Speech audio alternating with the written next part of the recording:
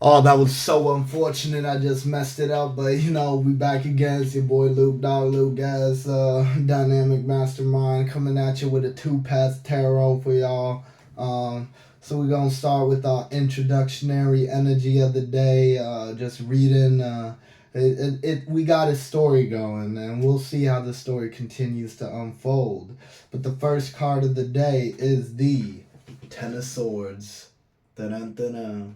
We ain't shuffling because we already shuffled days ago at this point, and I want to continue until I finish the deck. Actually, I want to see how the whole shuffle from that day continues to unfold because I realized too much information. Realized that however I shuffled, the cards are now in a specific order, and then I can continue reading until I finish, and then I've read all of the cards, and then I've completed that. So it's kind of like trying to work on the completion of the energy instead of jumping over and reshuffling all the time because every time I'm shuffling, I'm adding energy.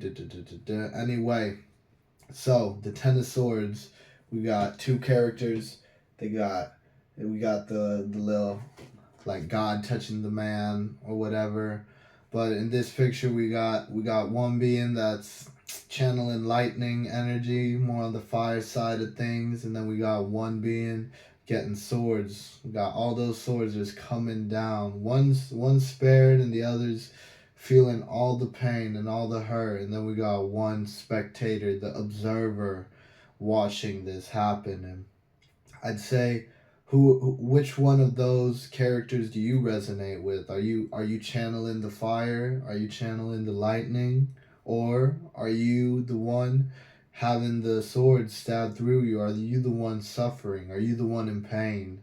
And then or are you the one that is observing? Because there's different characters we play in different situations as well. I mean, you could be the one channeling the energy at one point, and then you could be the one taking the swords at another, and then you could be the observer in a different situation. It all kind of depends, but I think thinking about that in the next situation in your life will help you discern, okay, how have you been playing yourself before? There can even be more. It could be, are you just uh,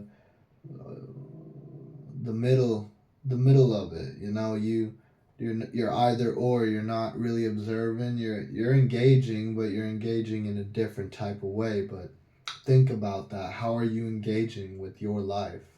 So that's the introductionary energy of the video. How are you engaging in your life, in your own personal life? So first card of the reading, we go for the Queen of Cups. Boom. Queen of Cups right there. A lovely card. Beautiful card. Um, has all the colors in it, honestly. I'm being pulled to the contrast between like the turquoise and the red up top, but then also the gold in between. We got the woman, the feminine energy in the middle. She got a little cape on. I never realized she had this like sash on before. She's open, heart open, not closed. She got some type of, let's say, magic worker working on something for her, and she's looking at it being like, okay, let's see what you got. Can you do this thing for me, or what? She's in her power, but then she has the worker, and that's something that's interesting right now. Do you have power, or are you working for something? Are you above or are you below? And that doesn't mean that you're any less because you're the one working. You might be working much harder than the person that is above you. And that's important to know, to see that, okay, who actually holds the strength in this situation. It's hard to know. I think a lot of times the person that is acting above you is actually below you, because you're living in service and they're living in, I don't know how to describe it, but yeah. And it doesn't mean that you're a negative being or person just because you're above, but it's like, what are you doing with that power in that case? Because you can either be doing it. This feels like this is in a more open hearted way. It doesn't feel negative to me. It obviously can be negative depending on your own personal situation. And I don't know if you're the one in service or you're the one, yeah, calling the shots, let's say. And here, next card, we got Judgment. Boom. Judgment right there. It's like, no matter where you are in control. You are broadcasting your energy outwardly, and you have to be the judge in your own situation to how you wish to broadcast yourself. So think about that. Think about which energy is it that you're sending out right now in life. I was gonna say myself, but I was like, you know what? It doesn't matter. My energy is visible right now. I am broadcasting, I am recording. So right now I am sending out a frequency, and my energy is being felt as I speak, but then it will also be able to be watched afterwards. It is cemented in history in a way that this at this moment there is a broadcast coming from me personally, and it is a free broadcast without judgment. It is light, and it is there to help you take flight in your own life. So yeah, be be the be the judge and juror of how your broadcast is seen. And from there we go into the Princess of Cups. Boom. There we go. Princess of Cups. She yeah, usually I go into looking at a specific energy of this card, but this time I'm getting a whole nother vibe. Whole nother vibe. She got the rainbow cup on the floor next to her. Obviously, she's got abundance all around her, and it's like not physical abundance, it's emotional abundance. And she's got all this color and all this light, and she's got spirits surrounding her in flight. You know, that is light. She has people bowing down to her divine energy, you know? And that's the thing. It doesn't really matter which words we use for things, but it does matter to how we broadcast that energy out there. And she has you. You have all this at your disposal. You could be this type of being.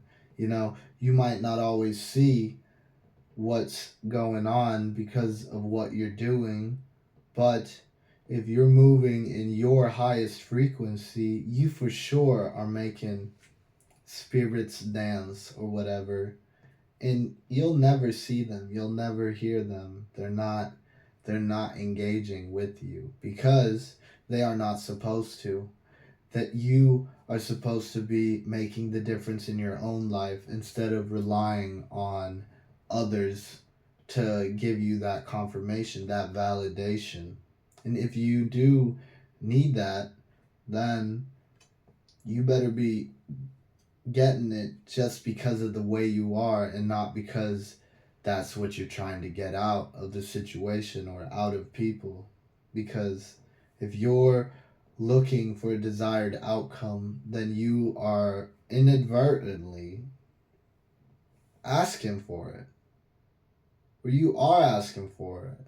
And it's like, why ask for it when you can just do it, when you can just be? And if it really is the correct way to be, then it will have that positive outcome in your life to the energies and things around you. It will have that positive light to it. So, yeah, just be. Just be the way you gotta be and stop worrying about how, if it is right, just be right for yourself at least. Make sure that what you're doing is making you feel right, and everything will be all right.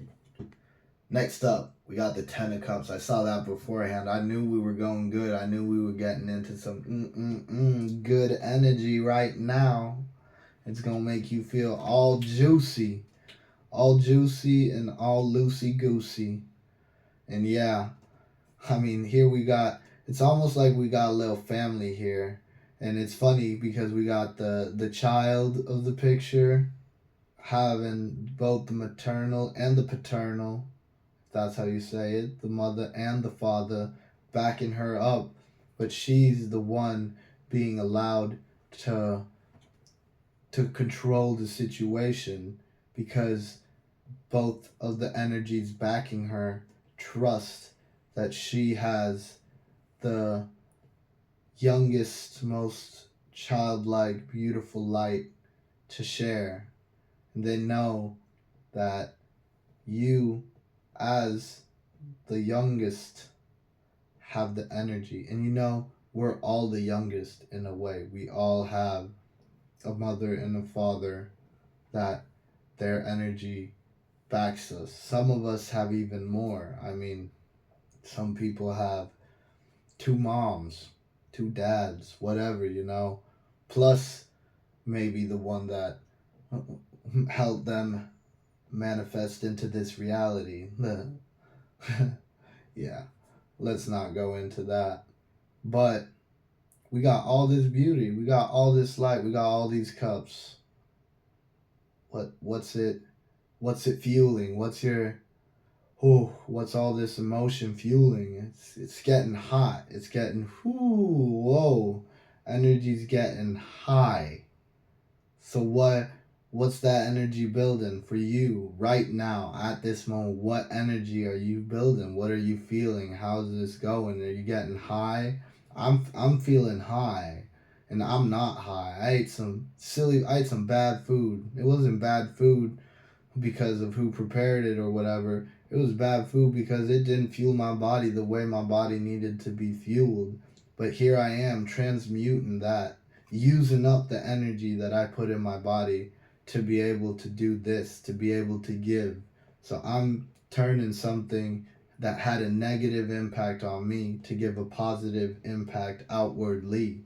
And that's something you can always do. You can always transmute your negative into positive. And if you're transmuting your positives into negatives, then you got to think about what you're doing. Because I don't think that the people that stand for you, and I don't think that's what you stand for, want that to happen. So shine, shine, shine, shine. Feel all that good energy, because that is good energy right there. I feel it coursing through my veins right now. And coming up next, we got the Two of Wands, which is like, it's we all got our different plateaus we've built for ourselves, and what's the view from your plateau right now? What can you do? How can you move forward? What is the path? How what are you using your magic for? How can you use it even more impactfully in your life in a positive manner? Because no matter what we do, we are always being watched. Everything is accounted for. We're not getting away with whatever we do. It's always being watched over. So you better think about, how am I acting? What am I doing in reality? And that doesn't have to be in the forefront of your consciousness. That can be subconsciously, but for it to be subconsciously, you have to put that conscious forethought on it beforehand. Otherwise, how will you know that what you're doing is the right thing for you to do? So think about that. How are you acting? What are you accomplishing? Are you really being the most positive? Are you really being free from judgment? Are you really not projecting? I hope I'm not. I hope I'm not projecting. Always. That's never my wish. I always try to be very conscious and in the now, because for me, that's always had a positive outcome.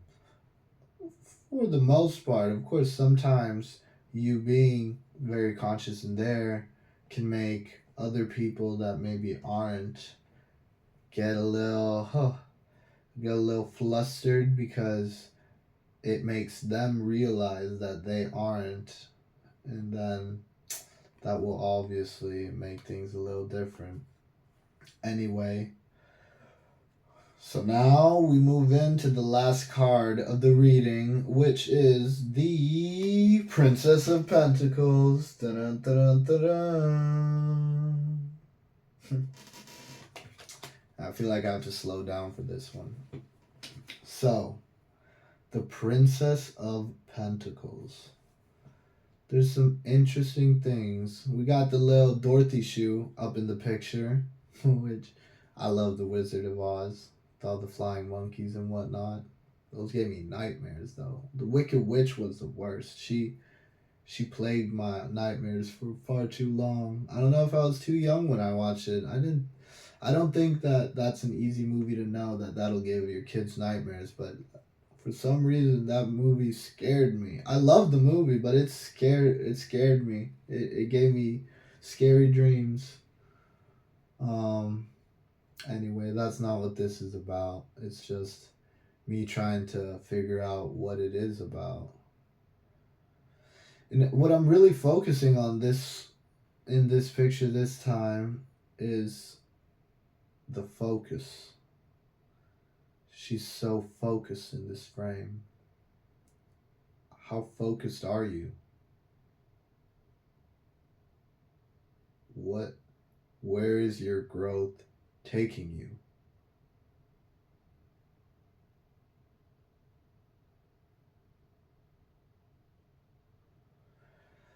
And what? Yeah, I don't know.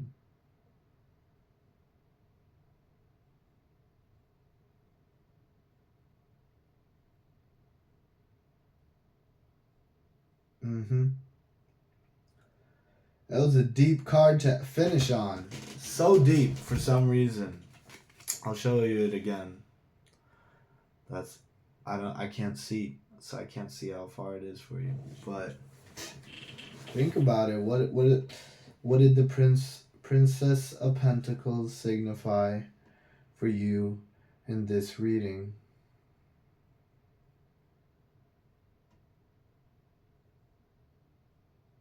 To me, it was confirmation. It's confirmation that there is a time for movement, to move quickly, I think this actually is going to really help me have a more directive energy in my readings from now on, in my videos from now on. I think getting into it, going fast, moving, giving doof doof doof, not hesitating that much, being okay with, oh, it goes there, and then it hits there, and then eventually, if you hit a spot where you need to slow down, then slow down and nurture the final part. Make sure before finishing something that it is as you want it to be. Because if it is to grow, then it needs to be nurtured in the correct way.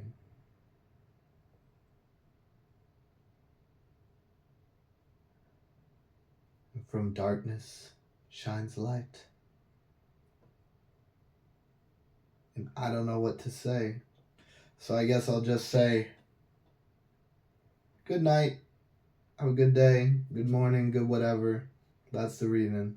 That's all I had. 2 Paths Tarot. Hope you enjoyed it. Give you a last look at the card. There it is. Boom. Good luck, have fun, take care. I'll see you on the next one.